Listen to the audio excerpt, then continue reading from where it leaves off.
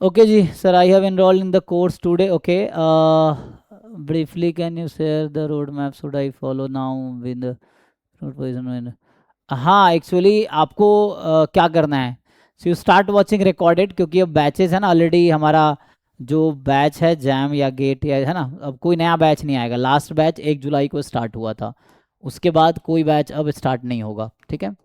सो 1 जुलाई को हमारा last batch start हुआ था, जैम का भी, गेट का भी है ना, एंड नेट का भी, इवन आईएसएस और आरबीआई का भी चल रहा है तभी से। तो 1 जुलाई को हमने इन एग्ज़ाम्स के बैच स्टार्ट किए थे, और बाकी जो सीयूईटी और आईएसआई ये इसके साथ ही है ना। तो तीनों का हम लोग इंटीग्रेटेड प्रिपरेशन कराते हैं, पहले जैम पे फोकस रहता है, फिर सीयूईटी आईएसआई, क्योंकि ये फरवरी में होगा, ये मार्च में होगा, ये मई में होगा। तो सिलेबस ऑलमोस्ट कॉमन है तीनों का, तो सिलेबस तो एक साथ हो जाता है। देन मेनली मॉक टेस्ट और प्रीवियस ईयर क्वेश्चंस हम लोग उसके अकॉर्डिंगली डिस्कस, तो ये इंटीग्रेटेड वे में इसकी तैयारी होती है। So last batch was started 1 जुलाई। बाकी आप जो पूछ रहे हैं उसके बताते हैं।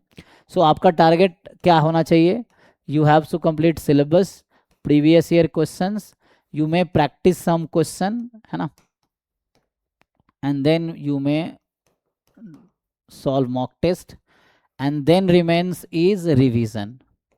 सो जो भी आप पढ़ रहे हो, you revise at least 5 times everything. हाँ, या ज़्यादा नहीं कर सको तो कम से कम 3 बार रिवाइज करो हर test. One mock test you solve 3 times, solve first time, see what the mistakes, solve it again after learning, then you see again, फिर कुछ मिस्टेक रहेगा दोबारा सॉल्व करो आप।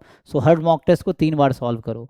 प्रीवियस ईयर पेपर का जैसे जो भी प्रॉब्लम सीट है, जैसे अभी आपने ये देखा होगा, ये प्रॉब्लम सीट है, तो इसको भी आप पहली बार सॉल्व करो, बहुत सारे डाउट आएंगे, उसको सीखो कहीं से, चाहे मुझसे पूछो, डाउट फैकल्टी से पूछो, एआई से पूछो, या सॉल्यूशन बुक भी इसका अवेलेबल, रिटर्न सॉल्यूशन ऑलरेडी है जैम के सारे पेपर का, तो कहीं से भी सीखो, उसके बाद फिर सॉल्व करो।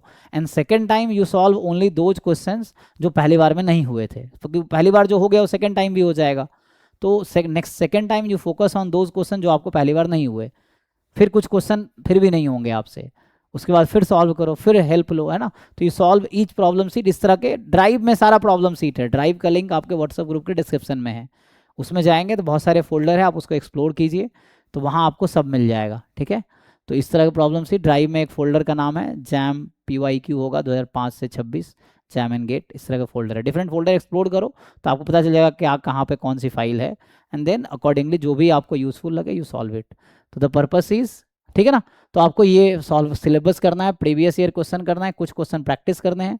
और मॉक टेस्ट में भी 2 टाइप के मॉक टेस्ट है, यूनिट वाइज है, तो यूनिट वाइज मॉक टेस्ट भी as a practice set type का कह सकते हो। तो you can solve unit wise, you can solve full length, ये है, ऐसा है। PYQs में भी यूनिट वाइज सॉल्व कर सकते हो, जैसे अभी जो दिखाया था यूनिट वाइज था, आप ईयर वाइज भी सॉल्व कर सकते हो। तो सबसे पहले तो सिलेबस निपटाओ, तो जो सिलेबस निकल गया उसको रिकॉर्डेड देख के कंप्लीट करो। लाइव अगर आप करना चाहते हो तो you just continue it live daily, नहीं तो रिकॉर्डेड देख के कंप्लीट करो। ठीक है।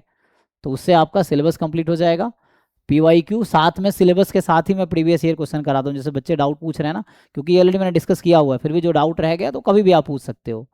तो प्रीवियस ईयर क्वेश्चन सिलेबस के साथ ही हो जाता है, लेकिन वही रिवीजन करना है, तो बाद में दूसरी बार तीसरी बार सॉल्व करो, सो दैट लाइक जब पूरे साल अगर 5 बार आपने सॉल्व कर लिया इस प्रिपरेशन ड्यूरेशन में, तो लाइक एंड में आपको बहुत ईजी लगेगा, सब कुछ आसान लगेगा, एग्जाम से पहले आप कॉन्फिडेंट फील करोगे।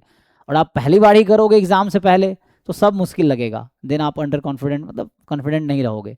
तो कॉन्फिडेंट होने के लिए ज़रूरी है बहुत बार रिवाइज करना, क्योंकि जब कोई चीज़ आप 10वीं बार कर रहे होगे तो आप बहुत कॉन्फिडेंट हो जाओगे, बिकॉज यू विल फील कि अच्छा आप सब आता है आपको, बिकॉज है ना। तो सबसे मुश्किल होगा फर्स्ट टाइम, सेकेंड टाइम थोड़ा इजी, थर्ड फोर्थ फिफ्थ, तो revise as many time as you can, जितने ज़्यादा रिवाइज करोगे उतनी चीज़ें आसान होंगी। ठीक है। So that's a point, you have to do this. तो अभी क्या करना है, 6 मंथ टाइम है, यू जस्ट इस पे अभी 3 मंथ दो, और इस पे नेक्स्ट 3 मंथ दो, that's all. You give 3 month through है ना syllabus and previous year question, 3 month to practice question, mock test, mock test से भी प्रैक्टिस ही हो रहा है, बस मॉक टेस्ट में ये है कि टाइम बाउंड के साथ प्रैक्टिस हो रहा है आपको एग्जाम की, मतलब एक जैसे मॉक टेस्ट बहुत सारे दे लोगे तो एग्जाम का डर खत्म हो जाएगा, फिर आपको ये भी पता चल जाएगा एग्जाम में आप क्या गलती करने वाले थे, तो मॉक टेस्ट में ही वो आपका करेक्ट हो जाएगा। So every mock test is, है ना, जस्ट आपको बताएगा कि एग्जाम में क्या गलती नहीं करनी है। और इवन एग्जाम भी दोगे तो आपको मॉक टेस्ट जैसा ही लगेगा, अगर ये बहुत सारे मॉक टेस्ट दे दोगे तो वहाँ भी कोई एग्जाम का प्रेशर और डर नहीं रहेगा, वैसा होगा, मतलब बहुत ज़्यादा नहीं रहेगा, थोड़ा बहुत तो रहेगा फैक्टर, क्योंकि घर पे एग्जाम देने में और एग्जाम सेंटर में देने में वो इन्वायरमेंट का फ़र्क हो गया ना। तो लाइक मॉक टेस्ट भी आप 2 to 5, जैसे आपका जैम एमएस का एग्जाम 2 to 5 में रहता है, 2 बजे से 5 बजे तक रहेगा, तो उसके अकॉर्डिंग आप दो, ठीक है ना।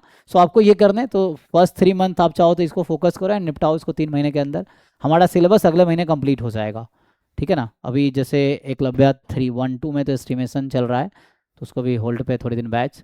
फिर 3 में अभी सैम्पलिंग चल रहा है, सैम्पलिंग के बाद एस्टिमेशन है, फिर वो मर्ज हो जाएगा, 1, 2, 3 एक साथ चलेगा, है ना। 4 अभी चल रहा है मल्टीवेट। तो अगले महीने क्या, अभी जुलाई है ना, अगस्त, अगस्त के एंड तक या सितंबर मिड तक वो एकलव्य 1, 2, 3 तीनों बैच का पूरा सिलेबस कंप्लीट हो जाएगा। 4 के थोड़ा और टाइम लगा लो, तो अगस्त सितंबर एंड लगा लो, ऐसा है, तो कंप्लीट हो जाएगा, ठीक है ना। कुछ पूछना और, क्लियर है क्या करना है।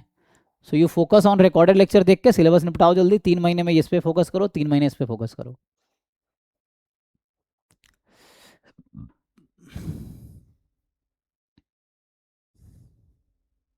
ठीक है जी, ओके। सो